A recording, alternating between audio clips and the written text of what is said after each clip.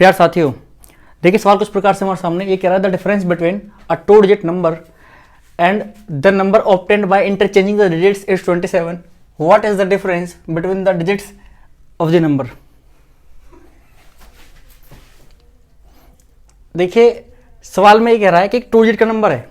अब हम इससे पिछले सवाल में सीख चुके हैं कि 2 डिजिट का नंबर कैसे फॉर्म होता है। मैं दोबारा समझाने की कोशिश करता हूँ चंद सेकंडों में। देखिए सर, अब उसने हमसे पूछा क्या कि 2 डिजिट का नंबर है और उसकी डिजिट्स को इंटरचेंज कर दें, फिर जो नंबर मिलेगा वो अगर उनको माइनस करें तो हमें मिलता है 27। समझ में ये बात? दूसरा वो कह रहा है कि वो जो नंबर आएगा, जो ओरिजिनल नंबर है, उसके डिजिट्स को अगर मैं माइनस कर दूं तो क्या मिलेगा इनमें से। अब हमें यहाँ पर वो नंबर नहीं दिया गया है, उसकी डिजिट्स को माइनस करने के बाद जो आएगा वो दिया हुआ है। तो अगर आप यहाँ ऑप्शन टेस्ट लगाने चले गए या कोई ट्रिक फालतू की फंस गए भाई साहब, तो आप ये क्वेश्चन नहीं कर पाओगे। वैसे 2 सेकंड का क्वेश्चन अगर आपको कॉन्सेप्ट पता हो, इसलिए मैं हमेशा कहता हूँ कि क्वेश्चन के कॉन्सेप्ट पर ज़्यादा ध्यान दो। कैसे? अब मैं पहले नंबर मानूंगा। नंबर कैसे लेते हैं, मैं एग्जांपल लेता हूं। फॉर एग्जांपल कि हमारे पास एक 2 डिजिट का नंबर है, सपोज मान लेते हैं 43। तो मैं इसको कैसे लिख सकता हूं? मैं दोबारा समझा रहा हूं सर, ये इससे पिछली वीडियो में समझा चुका हूं, फिर भी दोबारा बता रहा हूं। 40 + 3 लिख सकता हूं और इसको मैं और क्या लिख सकता हूं, 10 × 4 + 3। कोई और नंबर लीजिए सर 2 डिजिट का, कोई भी जो आपका मन करे। सपोज मैं लेते हैं 98। इस पैटर्न का रखना सर, ये जो पैटर्न है ये क्या आएगा, 90 + 8। ऐसे इसको मैं लिख सकता हूं 10 × 9 + 8। आप ये देख रहे हो कि इससे जब ये आ रहा है तो एक तो 10 आ रहा है, ऊपर से डिजिट्स आ रही हैं इस तरीके से, इस फॉर्म में। ऐसे ही देखो यहां पर इस तरीके से। और सपोज मैं मान लेता हूं कि जो 2 डिजिट का नंबर है वो XY है, तो जब इसको चेंज करूंगा मैं तो इस फॉर्म में बदलेगा, यानी कि 10 मल्टीप्लाई, पहले फर्स्ट डिजिट आती है मल्टीप्लाई में, यानी कि x आएगा, ठीक है, और फिर प्लस में क्या आएगा y। ये हमारा ओरिजिनल नंबर है सर, ओरिजिनल नंबर ये है।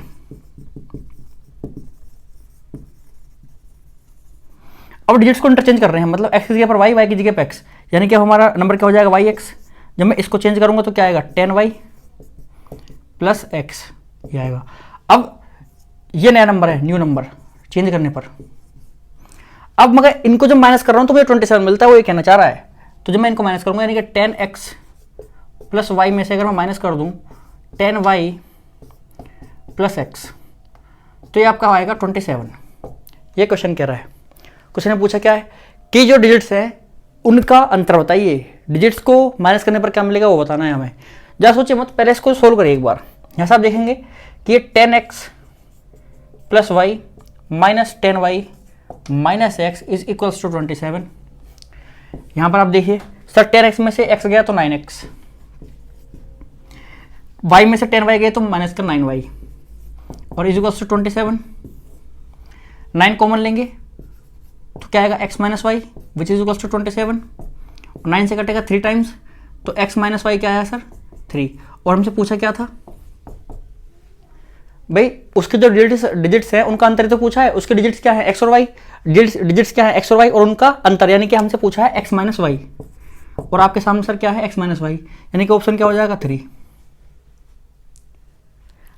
अब ये जो क्वेश्चन है मैंने समझाने के लिए इतना सारा करा है। अगर सपोज आपकी जगह मैं होता तो मैं क्या करता, सीधे ही मैं ये लिखता, तुरंत ये लिखता, और ये सब लिखने की जरूरत नहीं है, मैं सीधा माइनस करता और यहाँ पर सीधा मुझे दिखाई देता ये। इसके बाद मैं सीधा 9 से काट देता, 3 आ जाता मेरा आंसर। 3 लाइन के अंदर सर, 3 लाइन के अंदर मैं इस सवाल का आंसर लगाता और ये सेकंडों में होता। और यहाँ पर अगर आप ट्रिक लगाने चले गए या ऑप्शन टेस्ट में फंस गए या फालतू चीज़ों में इधर उधर घूम रहे हो तो घूमते रह जाओगे सर। ज़रूरी है कि हमें जो कोई भी सवाल है, क्योंकि जब तक आप पेपर में नहीं बैठ रहे हो, जब तक तक आपको किसी भी सवाल का कॉन्सेप्ट और ट्रिक या कोई भी चीज़ें हैं वो सब पता होनी चाहिए। मेन चीज़ है कॉन्सेप्ट। अगर आपको ट्रिक भी याद नहीं आ रही है, कम से कम आपको कॉन्सेप्ट पता है। अगर आपको कॉन्सेप्ट पता है तो कम से कम सवाल के आंसर तक आप पहुंच तो सकते हो, चाहे भले आप 4 सेकंड फालतू लगा दोगे या 10 सेकंड फालतू लगा दोगे, लेकिन आप आंसर तक जरूर पहुंच जाओगे। इवन अगर आप ट्रिक में लग रहे हो फिर आपसे गलत हो गई तो और अपनी 10-15 सेकंड फालतू में खर्च कर दोगे। तो अगर आपको इस सवाल समझ में आ गया हो तो प्लीज़ वीडियो को लाइक कर देना और चैनल सब्सक्राइब जरूर कर ले। उसके अलावा अगर आपको कोई और सुझाव देना है, कोई बात कहनी है तो कमेंट बॉक्स में लिख सकते हैं, और अपने सभी दोस्तों शेयर जरूर करना। चलिए मिलते हैं आपसे वीडियो में, तब तक के लिए जय हिंद।